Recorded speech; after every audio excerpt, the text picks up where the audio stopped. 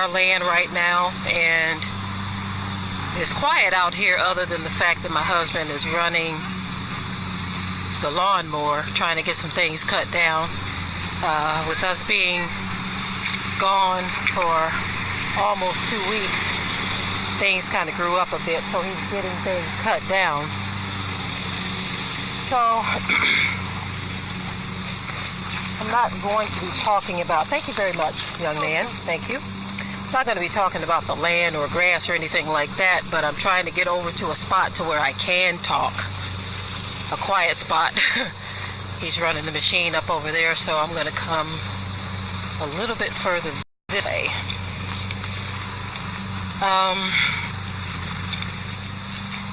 I want to talk about, something that's I would consider a very sensitive subject among our people. But it's a very important subject only because there are things or punishments attached to individuals who don't get this particular thing right. Pardon me for one moment. I'm going to try to set the camera up so I'm not walking around anymore. But anyway, as you see, the title of this video is that white women or any other Gentile woman, Asian or anything like that, cannot have Israelite children. Okay? They cannot have Israelite children. And the error of our people is as such. You have those who teach one way. Come around over here now. They are teaching a way that's contrary to what the scripture says. Okay. You have brothers who have entered into what the scripture would call unlawful marriages with Gentile women, white women in particular here in America. I'm going to focus on that because that seems to be the flavor or the sin of choice here in America. And it's being justified. Our men are justifying it. And one of the ways that they're doing this is they're using the scripture in Numbers, where there was an assembly of the Israelites. The Israelites came together to have a meeting. Okay, so this was a family meeting, right? But what our brothers have done is they've used that scripture to justify marrying white women. Now that scripture, this is how it goes. They wanted to establish the pedigree of children that were born amongst the Israelites. Okay. I'm sorry, I was munching on something about 5 minutes ago, so I wanted to make sure there were no crumbs on my mouth as I'm speaking, so no one gets irritated by that. Believe it or not, people get irritated by those kind of things among so many other things. But anyway, the meeting was like this. They said, look, the pedigree has to be established through the father's bloodline to determine what the child is, right? But notice, again, it was a meeting amongst Israelites. The 12 tribes came together to say, this is how we're going to establish the pedigree amongst 12 tribes. If your mom is from the tribe of Simeon and your dad is from the tribe of Naphtali, then the children that are born would be considered of the tribe of Naphtali, not Simeon. Okay. They would take pedigree after the dad. Okay. Now, when the Israelites came together in this meeting, they didn't say, okay, Judah, if you want to get a woman from among the Philistines or the Canaanites, the children that you have with these Canaanite women will be considered Israelites. You understand what I'm saying? They didn't say if you wanted to go get one of the children of the fallen, that the children that's born would be considered Israelite because the dad is Judah. Y'all get what I'm trying to say here? Shalom. First and foremost, I'd like to give all praises, honor, and glory to Yahweh, Bahashem, Yahweh Shai. I would like to give double honors to the apostles and elders of Great Millstone. Salutation to you, Akim, out there in the four corners of the world, of the earth, pushing his truth and sincerity. Now, basically, this woman that you're looking at, This is one of the many Jezebel spirits who believe they can teach when the scriptures strictly tell you that a woman should not usurp authority over a man, nor is she permitted to teach. But you got a lot of knuckleheads out here, and this woman clearly doesn't know what she's talking about, and she's coming in the Jezebel spirit. And basically, what you have, with this Jezebel spirit with these women is they want to be in power, they want to be important. It's the same reason why Miriam, Moses' sister, spake against Moses, because she thought she was somebody. She thought she was important as Moses. It's the same reason why Eve didn't wait for Adam and ask his permission to when she was talking with the serpent. Is these women want to be important? They want to be as important as the man, and you're not. Okay, and basically, according to your logic, which is idiocy, this is retarded. So basically, what this woman is saying is that if an Israelite man has a child with a heathen woman, that child is not an Israelite. Well, then what the hell is it? I haven't seen one mixed person in the Bible. I haven't seen nobody in the Bible that's just no nation. So you mean to tell me that there's people walking around that are just of no nation? Because of the mother? No, the scriptures tell you in Numbers 18, your pedigree was declared by the father. Okay?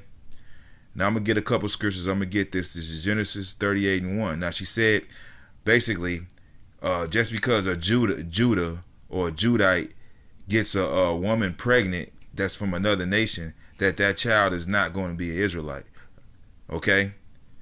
Well, if that's the case, there would be no tribe of Judah at all. The tribe of Judah, if what you say is correct, which is not, then the tribe of Judah would not exist. This is Genesis 38:1. And it came to pass at that time that Judah went down from his brethren and turned into a certain Adulamite whose name was Hira. And Judah saw there a daughter of a certain Canaanite. I repeat, the daughter of a certain Canaanite whose name was Shua. And he took her and went in unto her, and she conceived and bare a son and called his name So all Judah's sons came out of this woman, which was a Canaanite.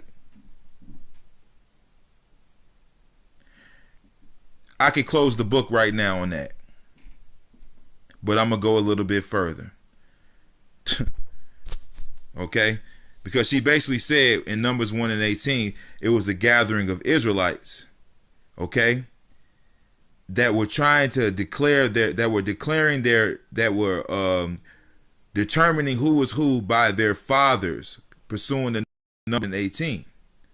Why did they have to do that if it was just an assembly of Israelites? Well, we're going to go into that. Right. Because basically the reason why they were trying to determine who was who through their father's line was because we had a mixed multitude with us that left out of Egypt. We had Hamites that left with us. You had some men that had married Hamite women, and you had some women that married Hamite men. And here's the proof. Leviticus 24:10. And the son of an Israelitish woman whose father was an Egyptian. So this is after we left Egypt. This is after the Exodus. So what the hell are you talking about, lady? Went out among the children of Israel, and this son of the Israelitish woman and a man of Israel strove together in the camp. So this Hamite, this Egyptian, was fighting with the Israelite. And the Israelite woman's son blasphemed the name of Yahweh and cursed. So they blasphemed the name of Yahweh, which is the name of the Most High. Whether you believe it or not, I give two turds. And they brought him unto Moses. And his mother named mother's name was Sholomith, the daughter of Dibri of the tribe of Dan. So his mother was a Danite, an Israelite, but he was considered to be an Egyptian and not an Israelite. Let me get more proof.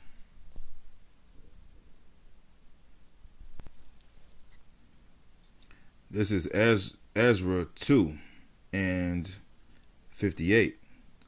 All the Nethinims and the children of Solomon's servants were 392, and these were they which went up from Tel Malah, Tel Harsha, Cherub, Adon, and Emer, but they could not shew their father's house and their seed, whether they were of Israel. Right.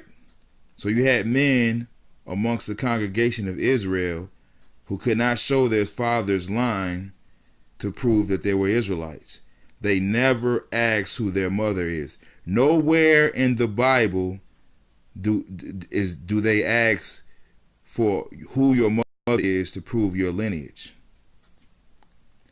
This is just, you know what I'm saying, some black power Israelite garbage, and just some basically we have feminism inside of Israel. That's what it is. These black women, they are mad because the man is over them. The seed line goes through the man, and they are not as much worth as we are. Each and every last Israelite woman could die right now, and it would not make a lick of difference. It wouldn't make a difference, because each and every patriarch of each tribe of Israel had a child with a non-Israelite woman. Remember, the first Israelite woman that was ever born was Dinah. So for order for your logic to work, each and every Israelite man would have had to have sex with their own sister in order for there to be an Israel. You see how stupid this stuff sounds, man? And you got people that eat this garbage up, man. They eat it up, man. But it's all good. I'm going to go into a couple more scriptures, man.